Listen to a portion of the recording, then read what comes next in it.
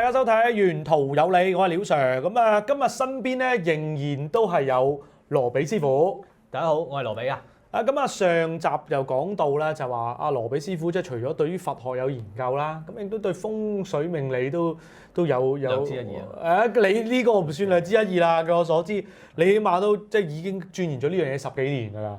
咁啊，今集我哋就唔講一啲佛學先，即係等大家消化沉澱下之前我哋講嘅嘢。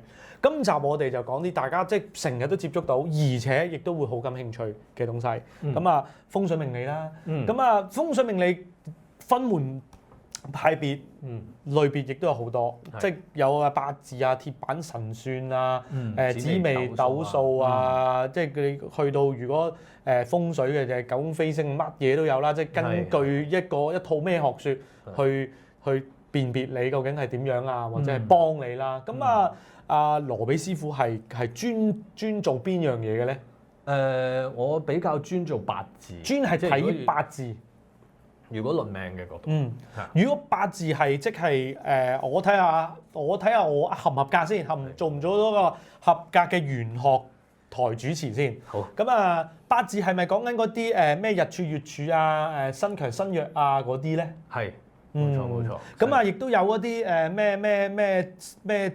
咩亡神啊、咩傷官啊、咩紅鸞啊、咩劫煞啊、咩印啊嗰啲啊，係，識啲啦，識少少，略懂。咁啊，點樣睇一個八字為之好與差咧？其實咧，我哋嘅理解啦，一個八字嚟講咧，佢點樣為之好咧？其實佢就我認為啊，佢冇乜好。等陣先，又係嗰個，咦？你係咪將呢個佛學嘅概念融入咗去？即係冇乜好就為之好，定係冇乜唔好又為之好？係，因為點解咁講咧？如果以一個八字嚟講咧，佢某一啲地方特別好咧，佢換個角度應該某一啲地方會差啲嘅。呢層咧，我曾經亦都接觸過，就係話聽過有咁樣嘅講法啦，就係即係簡單啲講，就係人就唔會有永遠嘅高，永遠嘅低。所以如果但凡有一啲高峰咧，即係有一啲係特別突出咧，即係冇乜係六邊形戰士嚟嘅，冇錯，即係永遠都係會有長與短。咁啊，而阿羅比師傅頭先就講到啦，就係話，即係如果喺你嘅角度就，如果有啲嘢特別突出，非常之好，通常伴隨住都會有啲缺陷，係咪？係，我啱啱應該咁講啦。我講嗰個講得個邏輯唔夠清晰，又唔可以話冇乜好嘅。即係佢嗰個好同唔好咧，唔算話好明顯啊。OK，或者咁講，好嘅嘢多，唔好嘅嘢少，咁樣講可能會大家會明確啲。但係同埋仲有一樣嘢，八字佢有一個好特別嘅地方，係佢牽涉到兩樣嘢嘅，係包括咗你自己。即係我呢個位啦嚇，即係雖然佛學裏邊冇我啦，但係你道家啊或者我哋傳統我哋都會有我。好，咁我係一個日主嚟嘅，好似你啱啱咁講，日主我日主啦。咁另外同埋周圍嘅環境，周圍環境係咩咧？咁你八字裏邊咧，佢其中有一個字係自己嘅日主，其他都係你周圍嘅環境。咁個邏輯係咩咧？即係話係我周圍嘅環境都係對我好嘅嘢多，對我唔好嘅嘢少嘅，但係當我周圍嘅環境都係對我好咧，咁就唔好嘅。咁點解咁講咧？你好容易理解到，係因為呢個人會容易被縱壞，因為佢周圍環境太好，佢嘅智慧唔能夠增長。因為人嘅智慧咧，最大嘅程度增長咧，通常係喺挫折嚟。呢個我亦都認同嘅，係嘛？經一時長一智啊，係經一時長一智，同埋就係好多時候我諗呢個用一個具體啲嘅啫，日常生活嘅例子就係好多時候咧，啲人而家成日點話啊？啲小朋友成日咁容易睇唔開，即係將嗰個自殺年輕化咗咧，就係話因為佢由細到大都未受過挫折，即係佢未學習到承受失敗也好，去點樣增長自己智慧也好，佢即係一味都係永遠都接觸到好嘅真善美，即係人人都對佢好好，人人都捧住你，人人都怕你跌親，你永遠都冇受過挫折，所以你一有受挫折就一定係棘到瞓低㗎啦。溫室小花係，即係我諗可能咁樣去理解會就容易啲理解。冇錯。咁另外當然唔好嘅就更加明顯啦，就係隔離左右全部都係啲小人啦、揾笨啦，即係嗰一紮啦。嗰啲會唔會令到我打擊，令我更堅強咧？我俾佢哋洗禮完之後，我就變咗。嗰啲應該唔係打擊更堅強，嗰啲應該係好快已經被打低咗，好容易。即係嗱咁啊，容易理解啦。如果全部都係害你嘅，你一定玩完㗎啦。係啊。而可能即係害你嘅人，即當10格離分啦，6個幫你嘅。4個害你嘅，冇錯。咁咧，或者甚至哪怕5-5都好啦。咁你自身嗰個歷練就會成長起嚟啦。冇錯，即係我唔係話好晒，又唔係話差晒。呢個係我自己對八字嘅感悟之一咯，或者咁講啦。呢個比較日常同埋人性化啲咯。因為其實書係冇特別 highlight 咁樣嘅，即係以我睇嘅書。甚至我都聽過一個講法咧，就係因為我之前都同大家講過，就係我 uncle 係做易經㗎嘛，即係做易經卜卦。佢成日都同我講就係佢話有時候古代嘅卦象咧，即係以前寫落嚟嘅書咧，咩為之鐵鳥啊？而家嘅飛機，即係佢有講過類似嘅嘢，即係佢話以前嘅嘢冇話講明而家即係會發生啲咩事嘅，即係只不過就係佢哋有啲類似具象嘅嘢，即係你可能會根據佢講嘅嘢，你會 related to 你而家現世嘅嘢。咁因為係靠你人喺嗰個世代裏邊不斷咁進化學習之後，你再去睇翻以前一啲典籍，你去有啲睇法感悟咁樣。即係佢嘅諗法就係咁樣。咁我諗呢個同阿羅比師傅頭先你講嗰個都幾吻合嘅，即係唔係話啲書上面曾經有講過呢樣嘢，而係我喺研究過睇過之後，而對翻依家現世嘅嘢，我會有啲睇法，有啲諗法咁樣。好啦，咁啊有冇啲咩嘅字眼啊？因為你知人係好容易驚啊、恐懼啊嘛。我哋頭先喺咪後都有講過，就話哇，如果你令到一個人恐懼咧，就通常你都大件事㗎啦。即係通常你都要破財啊。有啲咩嘢我哋先俾啲觀眾知道，就係你見到呢啲嘢就要小心，但係就唔好驚咁樣先算咧。因為畢竟嚟講啦，我哋呢個行業係。除咗係一個叫做命理啊、fortune teller， 即係呢一個功能，其實佢都仲涉及咗一個心理啊，呢個真嘅，係真係。即係你係一個心理治療師嘅一個功能，因為喺我嘅工作嘅經驗裏邊嚟講啦，當你得到咗客戶嘅信任之後咧，咁自不然佢哋就會對你開嘅藥方，佢哋會信任啦，自然 buy 你嗰套藥方啦。咁然而就等於你去睇醫生啫，係嘛？你常即係個醫生同你講你個病情，先講到好嚴重，跟住然後同你講有得醫嘅，啱啦。你仲唔舐？你就賴地啦，係啦，咁賴咗一半啦已經。所以咧，我嘅角度嚟講啦，即係亦都唔係話所有嘅行家係會係咁樣做嘅，即係只不過我從一個客戶嘅角度，你如果遇到咁嘅情況，就要留意啦。係咪？我哋客觀啲咁，因為咁講頭先，你頭先講就係客觀啲嘅，即係我哋唔係話針對任何行家，或者係任何一個人，因為其實好客觀咁去睇件事，其實你身邊所有嘅情況都係咁樣。我令到你，包括律師都係，哇！你大鑊，你賴咗單大官司。不過放心，有得打嘅，就係咁樣啫嘛。即係所以點解我頭先一引入就問你，有冇啲咩字眼見到大家都應該會見到會好驚啊？但係其實可能你都未使咁驚嘅，即係都係小事嚟嘅咧。係啦，嗱，咁例如啦，最容易見到嘅就係話一個女人係你傷官過多。傷官，我知啦。傷官就受傷個傷，兩個口個官係咪？係冇錯，官就官員個官啦。咁佢傷官嘅定義就係主要會影響咗事業同埋姻緣嘅。係。咁因為畢竟嚟講，官星係女士嘅丈夫或者男嘅伴侶啊嘛。咁你傷官多，咁咪容易會出現睇佢唔起咯，即係睇個男士唔起啊，或者喐啊鬧佢啊嗰啲咯。哦，即係會影響到兩性關係。係啦，咁嗱，又或者咁講啦，呢一啲咧或多或少咧都係一啲累世嘅因果嚟嘅，即係喺佛裏邊嚟講。所以凡我知你點解所以我知你點解，即係你喺研究呢風水命理之後，你又同時亦都對一啲即係宗教學説係咁感興趣。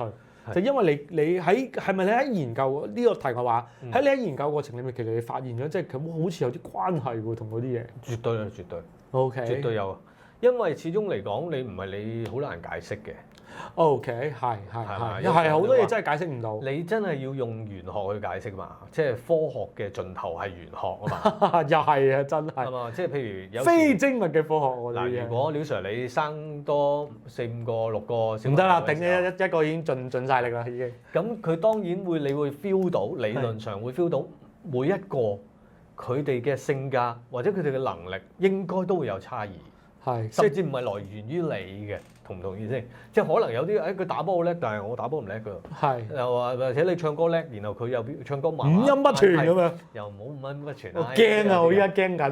咁但係佢又識彈琴，咁未必會有咁嘅情況。咁點解啊？點解啊？係因為佢哋有宿世嘅，有累積落嚟嘅。咁至於點解呢個女仔佢傷官旺？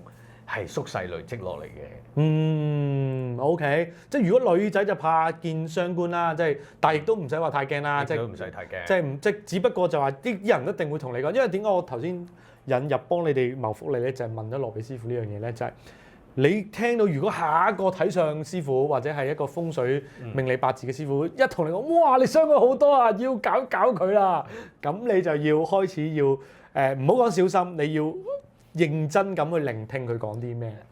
其實我諗喺社會上面咧，即係唔係單純話我哋呢一行嘅，好似你話齋好多嘅職業，其實都會有機會利用你呢一個空隙嘅恐懼嘅心理啦，恐懼嘅心理。咁但係當然，我亦都要講翻一句。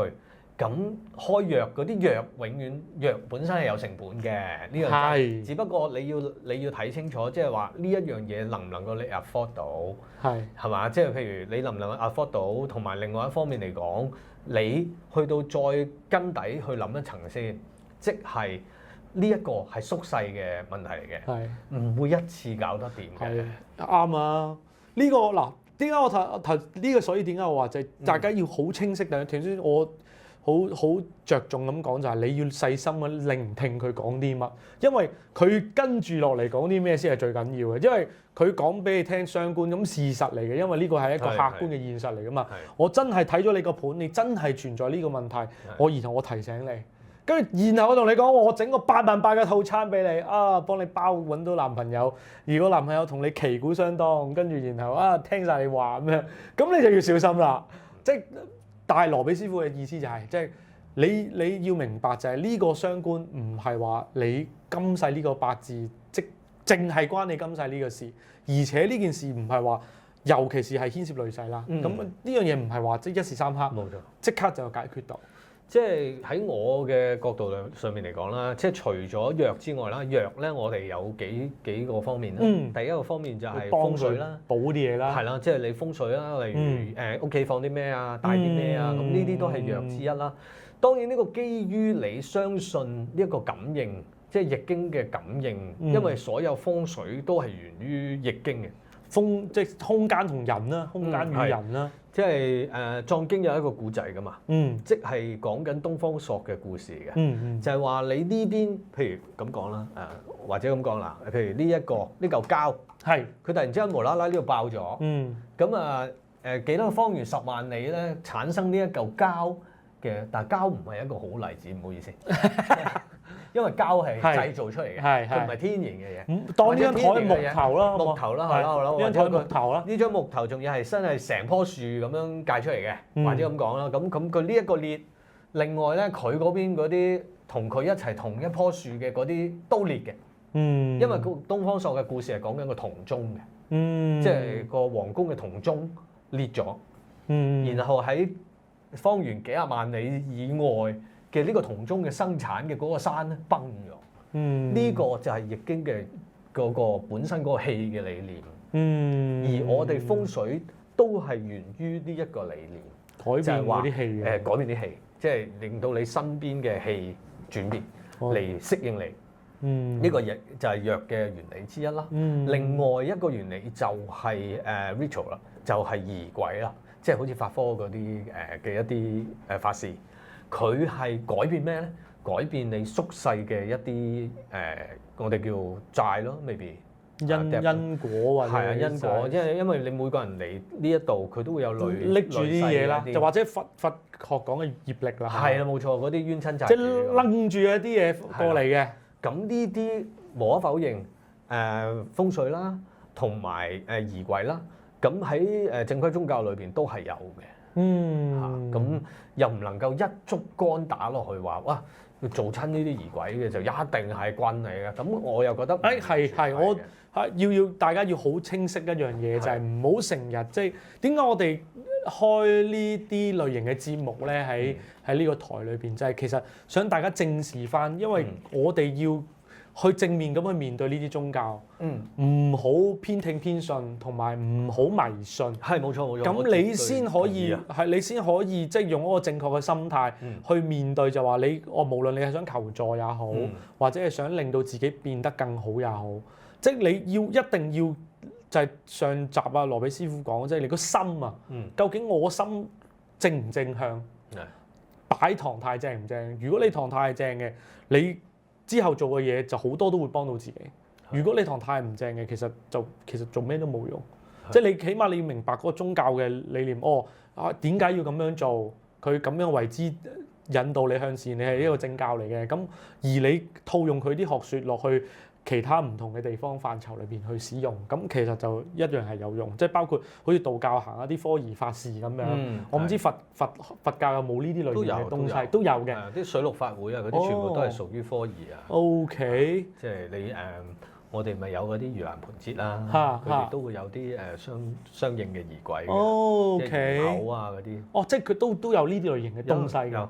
因為始終嚟講咧，就算你話當然原始佛教就冇提及啦，但係佢當佢傳咗入去中國啊，又或者你泰國都會有啲儀軌啊嗰啲㗎。咁泰國都甚至泰國有啲咩星運添啦，即係佢沖涼、沖花涼咁嗰啲，燒蠟燭啊都有。咁其實佢呢啲係融入咗當地嘅一個本身嘅一啲宗教風俗啊。咁或多或少咧，佢都係有佢嘅理論根據嘅。認同呢個認同。好啦，咁啊頭先又講到啦，就話即係女仔就怕見傷官多啦，男仔咧？嗱，我先跳過咗神煞先，因為啱啱啊廖 Sir 你有講過有啲神煞啊，即係例如咩紅鸞啦，又例如沐浴啊，咁呢啲我哋都歸納神煞嘅。咁但係神煞上面嚟講就另外一個課題我唔講啦，我淨係講翻八字啫。好，即係八字上面嚟講咧，譬如男嘅有啲咩好驚咧？咁譬如佢比肩劫財過多嘅呢啲啦，比肩劫財過多，我哋叫咩啊？克妻啦。破財啦，多少人啦？係啊，咁呢啲咧又係要注意嘅。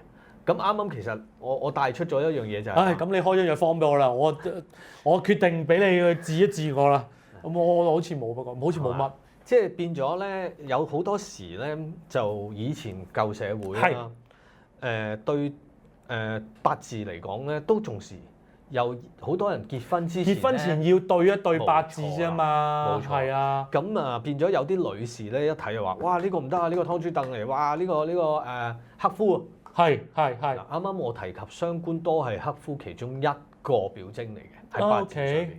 咁你男士嚟講咧，咁比肩劫財多咧，都係其中一個克妻嘅表徵咯。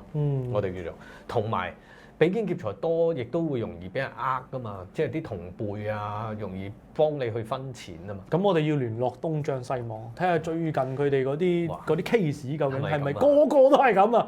因為我最近睇幾個都好離譜啊，真係俾呃200幾萬，呃完就呃大佬呢個終極騙案。咁啊，可能就係你頭先講咯，即係咩比肩劫財，仲有咩多？OK，即係容易俾人呃咁樣。咁好啦，嗱，即先嚇咗你啦。咁啊，如果譬如假設啦，真係出現咗呢啲情況啦，有冇啲咩比較簡單嘅做法咧？即係你唔講儀軌嗰啲，即係風水上面可以幫佢啲咩？即係等佢哋知道其實，因為我點解咁去幫你哋問咧呢個問題，就係因為你唔難保你會遇到一個即係出邊嘅風水師傅或者一個八字師傅，佢會同你講：哇呢個出事啦，出事㗎嘛咁樣，跟住然後俾個終極套餐俾你，咪咩咯？咁我哋當然唔係話都係嗰句，唔係話即係同行有啲咩競爭或者咩，我哋俾個建議你，即係可能你聽到啊原來已經咁簡單又亦都做得到嘅。嗱，首先咁講啦，我嘅角度係唔係話佢哋中呢個套餐係呃人先？唔係，我哋絕對唔講呢個位，因為每個師傅佢嘅收費唔一致嘅，冇錯，只不過睇翻你自己嘅條件啫。即係咁呢家即係衰啲講句啦。我唔好淨係講我呢行啦，就算你啱啱講律師啊，我拉埋律師嚟講，冇錯，唔同嘅律師唔同嘅資格收費都唔同噶嘛。冇錯，大家打同一件案。啱唔啱先？咁所以你唔能夠話呢樣嘢係呃人先。重點就係佢點樣去 sell 呢樣嘢啦，同埋佢本身有冇幫你做先？呢個都係一個重點。哦，本身有冇幫你做呢個緊要啊？係嘛？即係本身有冇幫你做？好啦，咁至於你話如果自己處理點處理咧？即係有啲咩風水啊，有咩方案咧？咁嗱，呢個都會牽涉到少少關於你自己嘅八字嘅。因為每個人嘅八字佢不盡相同啦，即係譬如廖 Sir 你着黑色衫利嘅，但係就唔代表我着黑色衫利，咁所以咧喺開藥上面嚟講咧，都係要因人而異。哦，即係都要因翻佢而開張藥方。冇錯，就如果好籠統咁做咧，係行唔通嘅。就風水上面還可以有少少，但係都仲係籠統嘅，即係都要 base on 翻你自己個八字，去配合翻嗰個風水嘅格局。冇錯去做，就算我哋擺風水都係㗎，都係要睇八字嚟擺嘅，咁樣會比較我哋個驗證性會再高啲。但係你話去到仲有啲乜嘢好決定嘅藥方，我覺得都係還回翻基本步。第一，你個本身譬如你比肩好旺嘅，呢個就係我哋嘅工作啦。我哋除咗俾藥方之外，我仲會叫你戒口㗎嘛。即係我叫你平時咧同啲人，即係唔好同啲朋友啊或者咩合作嘅時候小心啲啊。即係尤其呢一段時間啊，即係唔好投資得咁勁啊，好容易俾人呃㗎。咁當然啦，有時咧，就算我講咗都好，你都係俾人呃。都係唔聽㗎嘛，因為人都係咁樣㗎。係㗎，因為始終嚟講咧，佢有個大運嘅引或者流年嘅引力嘅，就等於病都好啦。我哋啲醫生成日叫我哋，喂，早啲瞓啦，飲多啲水啊！即係其實佢冇錯喎。呢個應該咁講，就係我頭先其中一個想問嘅，就係嗰個因為我整理咗你頭先講嘅嘢咧，我偷偷地過錢入你哋袋，我私底下我寫包單，就係頭先阿師傅講啦，譬如比肩嘅劫財係嘛？比肩劫財好旺嘅，即係好勁嘅，咁你咪好簡單，就你盡量少同人哋夾份做呢樣做嗰樣咯，尤其是朋輩。即係呢個就係你頭先講個醫生叫你多飲水。呢個唔係一個針對性嘅藥方，但亦都唔需要錢添。亦係啦，就係亦都唔需要錢。即係我頭先我其實我好明白咧，阿羅比師傅咧頭先不斷咁講就係，因為我都明白就係你要知道就係所有人都要 base on翻你自己嗰個症狀噶嘛，我去開藥俾你，咁所以醫生嘅一定係要即係收翻佢嘅費用啦，係咪先？即係呢個絕對認同啊。咁但係咧就係我哋好多時候就係面對就係，喂大佬一嚟就。即係你知我衝出擊，衝出係啦，我就係想講呢樣嘢，即係我唔係話，我成日都覺得冇話啱唔啱嘅，即係大家只係覺得就係，喂，我覺得呢個藥方我值得去買嘅，我就咩咯。咁但係我唔想你哋，你一見面就俾人左拳就勾拳，咁啊呢個就係頭先我講啦，你記得可以多飲水嘅，咁但係當然你話喂，我要量身定做一個藥方咁啊，當然要問專業人士意見啦，即係包括就係可能羅比師傅咁樣，或者其他師傅都好，你去聽師傅講嘅嘢，究竟喂 OK 嘅？頭先師傅都講過好重要嘅一個點就係，佢開張藥方俾你，喂大佬你同我講嗰啲藥全部都係天山雪蓮、千年人參咁，我虛不受補，你死咗佢算。係咪？咁但係有啲係就係話我適合嘅藥方，而係適合嘅價錢，咁你自己分辨啦呢個，因為我哋從來都唔干涉觀眾嘅一個做法，咁但係就係俾你去多啲 reference。好啦，咁你講啊，你講。我嘅意思即係話，大家睇得呢個節目嘅，亦都肯花呢啲時間去睇呢個節目嘅。冇錯。咁我哋當然都希望可以帶到一啲有用嘅資訊俾大家啦。咁至於嗰個資訊背後好多唔同嘅情況，我覺得大家亦都要有自己嘅思考咯。冇錯，真嘅。即係因為我哋成日都話，即你要啟智，令到啲觀眾。點解我哋都話啦？頭先講話關於宗教也好，乜都好，我俾你知多啲，咁你就行少啲彎路。因為好容易，其實因為喺呢啲裏面太神秘啦。因為就係正因為神秘，大家都唔識，大家都冇接觸過，一聽嗰個字，即係好簡單嘅，就係我頭先咪後我哋傾過偈就講鬼喎，大佬，即係同你講，我側邊有一隻咁係你大件事嚟，真係。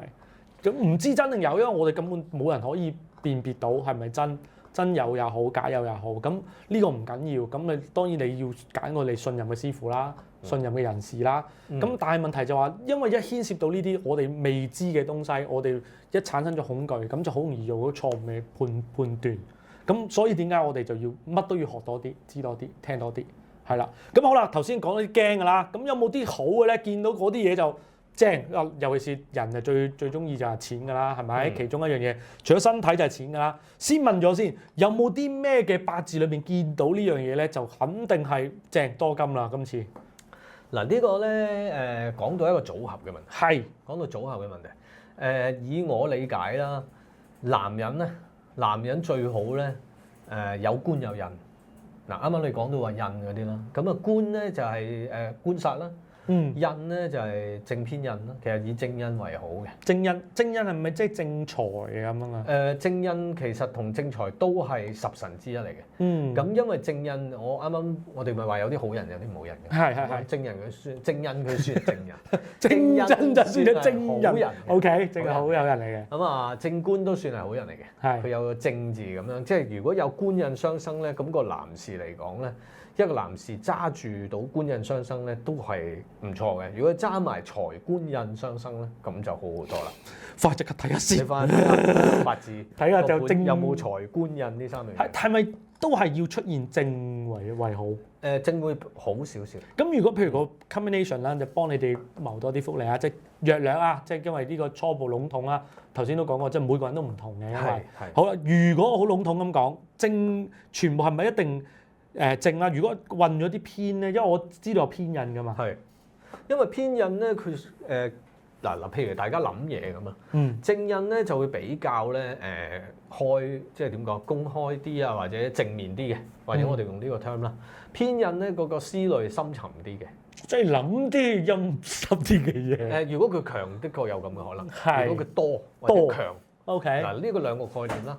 因為八字裏邊佢牽涉到多同埋強嘅，咁啊，如果多偏印的確係唔好嘅。哦，嚇，咁任何嘢多都唔好嘅。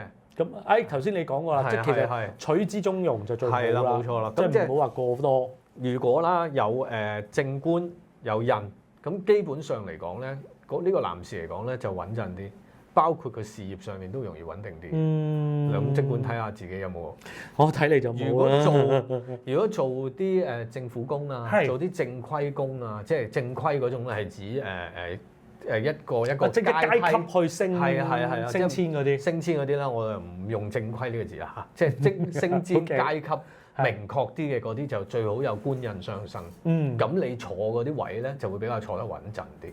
係啦，咁所以呢一啲就係好嘅咯。咁如果女士女士呢一個真係好緊要啦，好緊要添，好緊要。好嚇，咁啊，如果你揀又唔好咁講啦，咁啊，即係如果一個女士能夠揸到財生官啦，財官咁相生咧，咁呢啲我哋都列入啦，旺夫啊。哇！翻去睇我老婆先。係。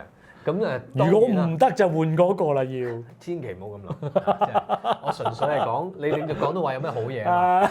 即係我覺得 OK 好，我哋接收到係都係一個累計嘅福報嚟嘅。係，倘若我哋接收到嘅八字係唔好嘅話咧，咁你呢一世係有挑戰。你嘅課題係咁，你更加要克服。呢個我哋又翻之前講宗教問題啦，即係佢嗰類世嘅一啲課題要完成嘅東西。冇錯，最重要一個點就係我哋都仲係健健康康，有手有腳，能夠可以去克服呢個問題嘅時候，都係一個福氣嘅。好，咁啊嗱，呢個咧就我私心問題嘅。男人女人講過啦，咁當然呢個世界唔係男人同就係女人啦。咁亦都有一樣嘢就叫做小朋友嘅。小朋友通常嗱，啲人成日都話，喂，我想佢聰明伶俐，即係身體健康又好，學業進步又好啦。小朋友會唔會見到啲咩？即係因為不過啦，我都曾經有聽過就話，小朋友最好唔好咁細帶佢睇八字，即係驚你可能自己心裏邊俾咗個定型佢。呢個就唔係關於師傅，唔係因為師傅嘅問題，而係因為你自己嘅心魔嘅問題，即係會影響到自己一啲判斷。即係因為我都有聽過就話，有家長啦，曾經有話睇咗個師傅啦，師傅就話，佢已經藝術天分幾好喎，咁啊然後就夾硬逼咗佢學音樂啦，咁啊結果其實都冇乜，即係都了咁樣，即係唔係話即係好特別咁樣。好啦，小朋友喺個八字裏邊會唔會見到啲咩係呢個仔應該聰明，呢個女應該聰明伶俐㗎啦，應該。嗱，我先跳一跳呢個位先。廖 Sir， 你生小朋友有冇責任？冇。順產嘅。咁因為點解嗱？譬如咁講啦。如果係有得擇日，你擇唔擇？即係你順產咁我 OK 啊。有得擇日。有啲客係佢不能順產地要剖腹嘅，咁你會唔會擇？如果要剖腹，因為唔係話即係刻意啦，哪怕就可能係小朋友可能需要呢個時間，大約佢可能對媽媽唔好啊，或者乜都好啦。總之，假設要人工介入嘅話，我都會擇嘅。不過咧，呢個我唔知啱唔啱，我就唔會俾佢擇到好好啦。即係我會有啲保留。即係你明我意思嘛？哇！你呢個説法係好新鮮喎。係我就係。呢個其實我唔係，即係當然我同阿羅比師傅冇夾過㗎。即係之前羅比師傅都有話，即係個八字唔好到眾星拱月咁樣就為之最好。我嘅諗法就係我係唔想即係好似即係我成日都覺得人一定係有啲嘢係有啲缺陷或者係有啲缺失，唔好講缺失啦，缺陷或者冇咁好啦，咁先為之最好嘅。咁啊，當然就我哋冇夾過啊，要強烈聲明係冇夾過嘅。咁啊，我嘅諗法會係咁咯，即係我都會擇，但係我會可能偏好啦。咁但係就即係你明知係頭先阿羅比斯話，喂10個都係少人，咁我冇可能幫佢擇呢啲日子㗎。咁但係可能我會擇7、8個好啊，咁兩三個差咁樣，即係我會傾向咁樣咯。即係如果俾我自己揀因為咧以我實際操作裏邊嚟講啦。我哋能夠擇嘅範圍其實都好細嘅。係，即係等於好多結婚擇日咁。我相信好多人結婚都有擇日啦。係，啱唔啱先？咪一樣。咁一樣係你呢個講笑啫。呢個説法係成立添嘅。咁啊結婚擇日嚟講啦，就算係咧，你都唔會擇到一個非常之完美。冇錯。甚至你一年裏邊都擇唔到嘅。即係咪咁？可唔可以咁講就係？你以為嗰啲十全十美係咪咁容易撞到？其實係真係萬中無一。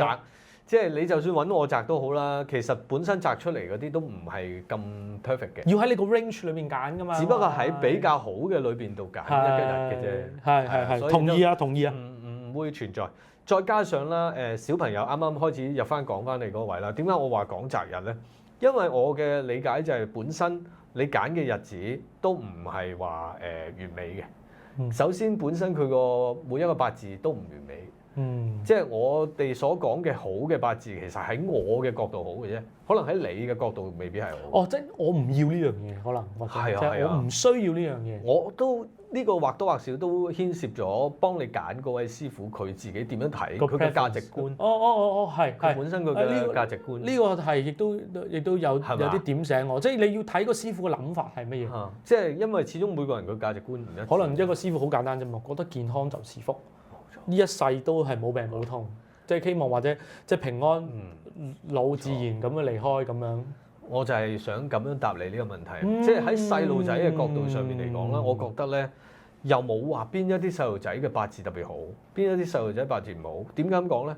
譬如我唔係咁中意啲小朋友好嘈好百厭好彈彈跳跳嘅。但係嗰啲一般就係比較學習能力強啲嘅，或者佢哋本身嚟講係會到時出嚟社會係會有優勢啲，因為佢比較自信啲，佢比較活躍啲。係咯，但係我好怕呢啲細路嘅。我中意啲文靜啲，即係我一嘈我就會好煩啊，咁所以好難去衡量話邊啲八字好，邊啲八字唔好嘅喺小朋友嚟講。但係我相信喺大人嘅角度嚟講咧，我覺得大家嗰個價值觀係趨近嘅，大家都希望個事業上面穩定，希望婚姻穩定啲咁嘅情況。哦，呢個我 get 到啦。咁即係今集我同你講啊，即阿羅比師傅就令我即係喺啟智咗啊！即係對於啲八字上面，因為其實每個人嘅睇法咧，頭先羅比師傅都講，唔好講師傅之間有差異，人之間都有差異，我與你之間都已經有個好存在嘅差異。即係可能我會覺得小朋友需要聰明伶俐，可能你覺得我小朋友順其自然乖啊，我中意乖就得㗎啦。係啦，聽教，即係同父母關係好就已經 OK 啦。即係所以呢樣嘢其實係好緊要嘅，因為好多都係我哋固有嘅概念，成年人嘅概念。而喺個小朋友裏邊，其實佢冇呢樣嘢，即係佢只係可能順其自然咁樣健康快樂成長，即係讀到書就 OK 啦咁樣。咁嗰個就為之好嘅一個八字，即係冇一啲災難災禍啊，或者一啲嚴重嘅傷病。你要求高咗，你要求好高㗎啦，讀書又好，又有即係好多人佢哋嘅冇乜嘢嘅要求，其實個要求都好好㗎啦。嗱，簡單咁講，其實平淡是福。你覺得你嘅人生係點啊？嗱，我最緊要就係我份工係穩定，一揾到錢，老婆又靚，小朋友又健康又聽話，屋企人又父母又健在，又好好。其實我哋簡單講嘅一啲好簡單嘅訴求，其實都已經好複雜啦，都已經好，佢需要嘅福報好高。即係所以話咧，即係呢個節目絕對係啟智嘅節目。即係我希望就係大家即係聽完即係我哋嘅分享啦，或者傾偈啊之間嘅互動啦，大家可以參加都係啦，就係可以聽多即係知多咗就係究竟即係喺無論，因為其實頭先阿羅比師傅好多嘅角度都係一啲宗教嘅一啲本意嚟嘅。我因為我都幾受本身宗教影響咯。係啊，喺我工作喺我八字啊風水嘅入邊都有應用到。其實呢個係其實我覺得係亦都一個有根嘅一個學説嚟嘅，即係你會令到你之後一啲發展一啲術嘅東西係會有一個支撐喺度。係即係我自己嘅感覺，因為我都同大家分享過，就我都接觸好多師傅，即係好多時候同師傅之間傾談咧，即係我覺得就每個師傅都令到我學到嘢，而羅比師傅令到我學到好多嘢，因為頭先我同佢嘅交流裏邊，我哋唔好咁客氣啊嘛，我哋要咁樣噶嘛。OK 嗱咁啊，即係今集亦都好多謝羅比師傅啦。咁啊，即係令到我哋亦都知多咗究竟喺八字上面操作啦，包括就係頭先佢一啲擇日嘅諗法啦，或者係一啲常見嘅八字嘅組合會咩為之比較好啲，咩為之比較冇咁好啦。咁啊，我就斗膽就替觀眾問一問啦。好，羅比師傅，如果日後我哋呢個節目我哋做直播，咁啊啲觀眾可能有啲奇難雜症，即係可能掟埋個八字俾你望望，啲我遮咗嗰啲個人信息啦。咁啊，可唔可以幫佢望一望，即係俾贈佢兩句咧？呢一度嘅觀眾可以。咁啊，我哋呢個嘅留言點讚啊呢單嘢，即係因為老實講，頭先都講過啦，每個醫生幫你睇症執藥，其實都真係要成本、要心力嘅，因為佢唔可以因為佢隨口講一句説話去影響咗你嘅一生。因為你哋都會對自己嘅説話負責任，冇錯。因為我都相信羅比師傅係一個好相信因果業力嘅人，絕對。係啊，因為佢有個宗教，即係其實有宗教信仰支撐嘅師傅咧。咁學佢話齋就係佢個心係一個善心，咁佢都唔會希望佢俾嘅建議害到你。咁所以我哋呢單嘢就真係要多謝羅比師傅啦。咁啊，今集時間嚟到呢度差唔多啦。咁啊，下集我哋嚟緊再會揾羅比師傅上嚟分享，咁啊記得密切關注啦，好冇？